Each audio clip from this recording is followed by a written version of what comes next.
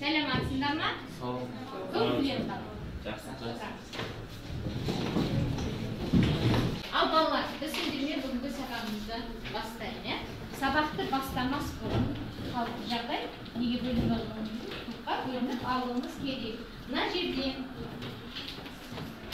әріптер жатыр. A, B, C, D, E деген әріптер жатыр. Осы әріптерді таңдау арқылы біз сендермен топқа бөлінеміз. Так, бірінші қыздар келіңдер, топырламаймыз, топ-топ болып аламыз, алыңдар.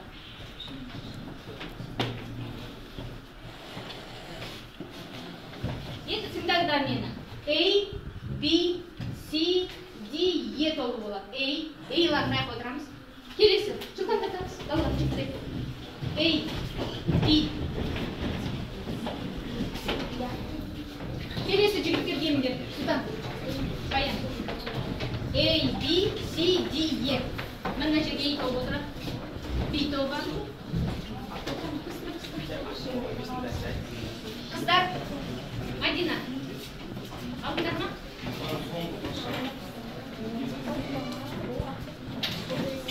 A, B, C, D, алау.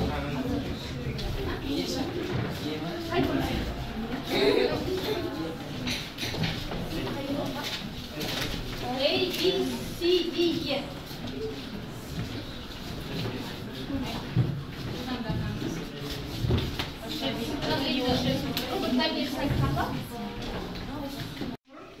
Өткен сабаққа шолу жасайық. Біз өткенде осы аспан сферасы, аспан әлемі туралы өтіп жатырмыз. Соған байланысты қазір әр топ бір-бір сұрақ дайындап, A тобы B тобына, B тобы C тобына, C-ге не қылады, сұрақ қояды. 1 минут ойлануға уақыт беремін, сұрақ дайындайды. Сұрақ сабақтың шеңберінде.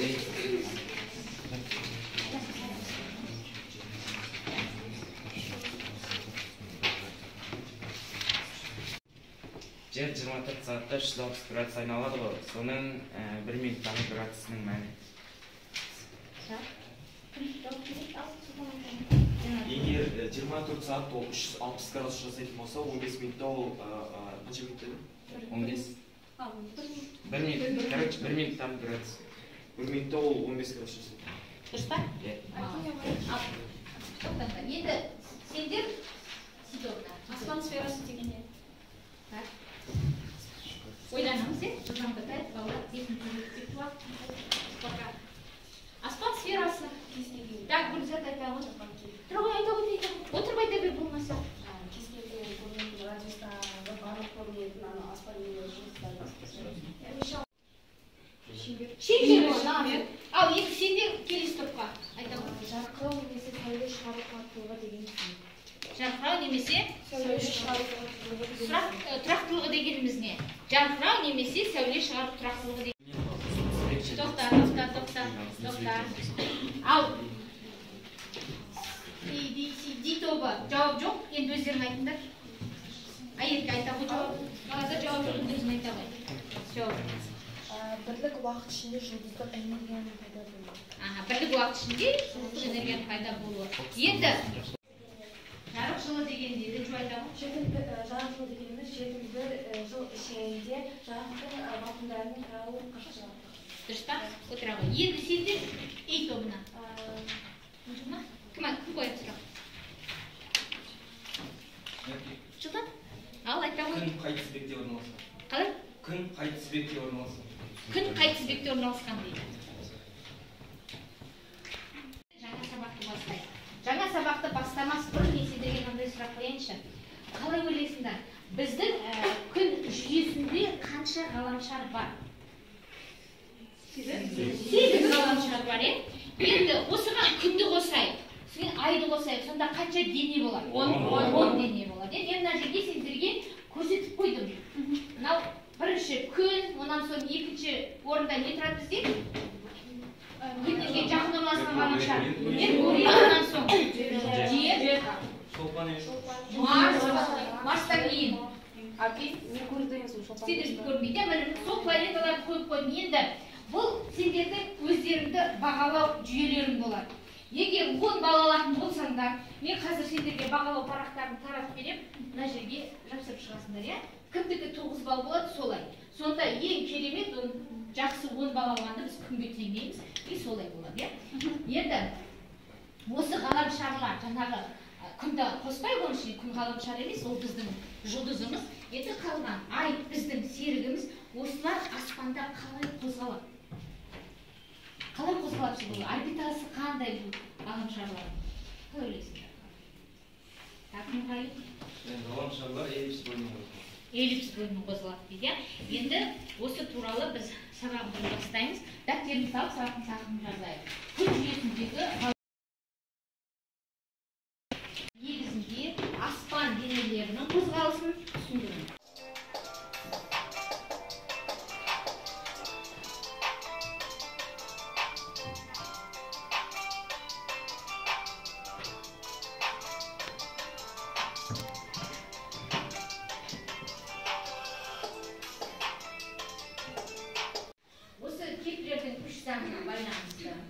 Және қазір материалға кітаптағы көз жүгіртесіндердағы соған байланысты компьютермен жұмыс жасайсыңдар. Біріншіден айтып өтсем, Кеплердің бірінші заңы. Барлық планеталар екімен қозғалады, эллипстің екі несі болады? Фокусы. Жаңа бір фокусында көрген ол күн. Сонда планета күнге бір уақыт жақындайды, бір уақытта алыстайды. Енді мына нәрсені біліңдер. Біз күннен алыстаған кезде жаз айлары болады екен. Сол кезде планетаның жердің айналу жылдамдығы азаяды. Енді біз күнге жақындаған кезде қыс мезгілінде жақындаймыз. Ол кезде планетаның жылдамдығы артады. Жер шары, басқа планеталар бір қалыпты қозғалмайды. Олар өзінің өсінен бір қалыпты қозғалғанмен, ал күнді айналған кезде жылдамдығын өзгертеді екен. Енді осы жаңағы жердің күннен ең алыс орналасқан нүктесі афелий деп аталынады, алыс афелий деп үндестіріп алыңдар, ал жақын нүктесі перигелий деп аталынады. Жаттап алыңдар, Енді бұл заң эллипс заң деп аталынады. Екіншісі ол аудандар заңы деп аталынады. Жаңа мен айттым ғой, күннен алыстаған кезде жердің жылдамдығы азаяды деді. Значит, ол қандай да бір радиус вектор сызады бір айдың ішінде. Енді күнге жақындады. Ол кезде жылдамдығы артты, ол радиус вектор үлкейеді. Бірақ ол жерге күнге жақын ғой. Сол кездегі бірдей уақытта сызған радиус векторлары бір-біріне тең болады екен. Осыны біліп алыңдар, бұл Кеплердің екінші заңы. Енді үшінші заңы. Үшінші заңы Кеплер поля ғалымы болған, өте керемет осы заңдылықтарды ашып, біз соған барып жатырмыз ғой. Сол кездің өзінде ол жаңағы ғаламшарлардың күнді айналу периодтарының квадраттарының қатынасы олардың үлкен жарты осьтарының көбінің қатынасына тең екендігін дәлелдеп шыққан. Сонда бізге, например, бізде жердің периодын білеміз бір жылда, ол күнді не істейді? Значит, оны біз бір жыл деп аламыз, Енді үлкен осыда есептелінген. Сонда жердің осы параметрларын білсек, үлкен жарты осі мен периодын біз кез келген ғаламшардың периодын не істей алады екенбіз? Есептей алады екенбіз. Міне Кеплердің үш заңы айтылды, суретте көрсетілді, мен сендерге айтып бердім. Қазір кітапқа көз жүгіртеміз. Бірінші топ, сендер Кеплердің бірінші заңын компьютерда жасайсыңдар.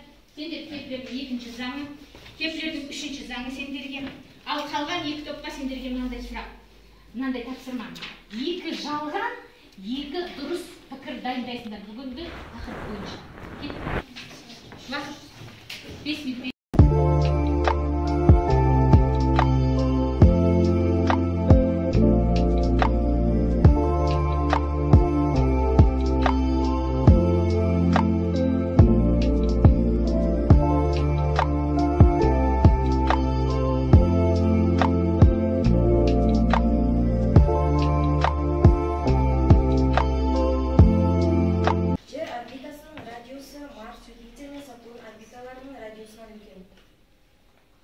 Жалған ба, дұрыс па?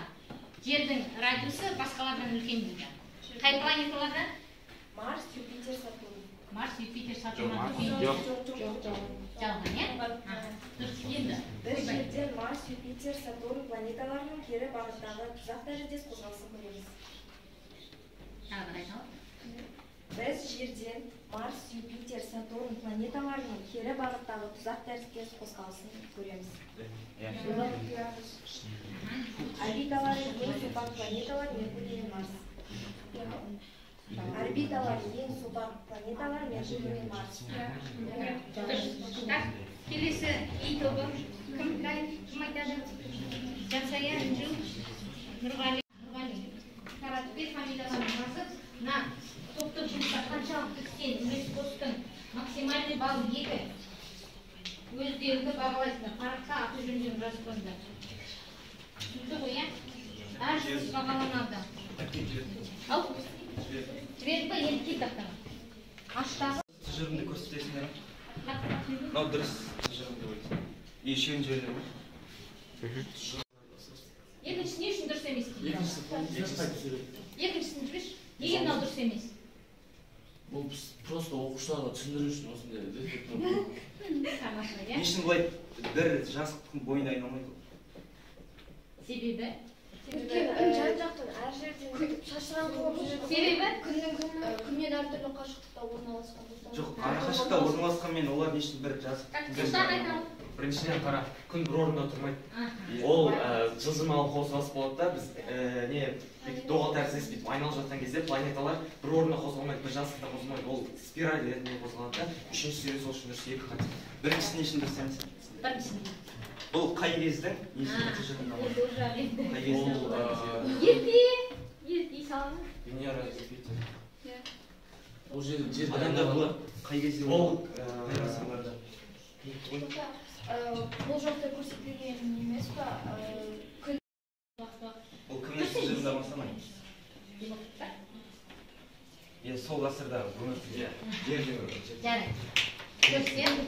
Сонымен біз анау суретті қараймыз да, как будто күн ортада қозғалмайды, біз оны айналып деп ойлаймыз, иә? Бірақ күн өзінің 8 планетасымен неде космоста қозғалып барады. Ал енді бірінші топ дайынбыз ба?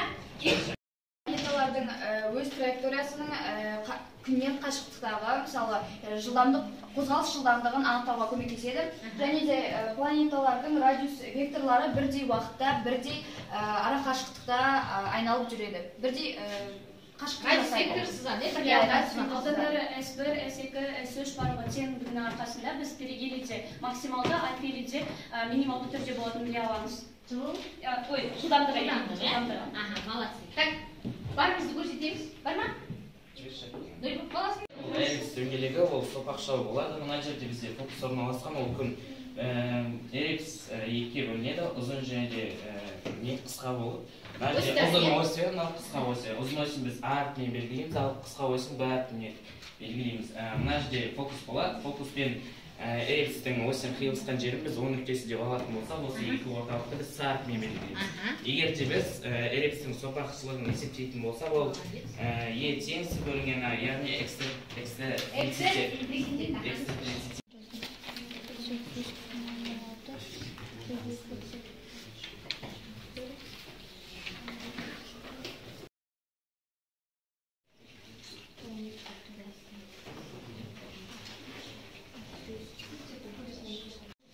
Шарт қойдыңдар, е? Так, кім шарт қойды? Мен шарт қойдым. Типтерді ауыстырыңдар. Соңген олар сендерді бағалап береді. Үш балмен бағаланса, әрқайсың өзіңнің бағаңды қағазға бағалау қағазына түсіріңдер. Кітапта жоқ нәрсені жаңа бізге Нұрғали көрсетіп жатыр, е? Енді қаншалықты біз бұны түсіндік, соған байланысты қазір біз сендермен Word программасымен тест жұмысын орындаймыз, сабақты дейміз.